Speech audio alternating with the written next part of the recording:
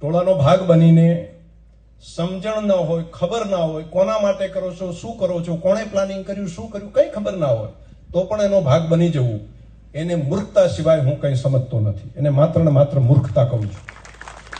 બાકી સુરવીરતા સિંહ જેવી હોય કે નિર્ણય કરે, એની મક્કમતા હોય અને ઘણી વખત એને સંઘર્ષ કર્યા સિવાય જ એનું પરિણામ લાવી શકે. સુરવીરતા એ કહેવાય. સુરવીરતા ટોળાનો ભાગ બની જવું અને કોઈને નુકસાન કરવું એ કોઈ સુરવીરતા નથી હોતી. એ તો કાયરતા હોય છે, પલાયનવાદ હોય છે. નવી પેઢી માટે મારો એક આ સંદેશો પણ બધાની વચ્ચે હતો. અને આ પેઢી તમને હું જે મારો આ સંદેશો છે, આવનારા સમયમાં તમને કેટલાકને મહિને ખબર પડે, કેટલાકને 2 મહિને પડે, કેટલાકને 4 મહિને પડે, કેટલાકને 12 મહિને પડે છે. જેટલાને વહેલી ખબર પડે એટલું સારું.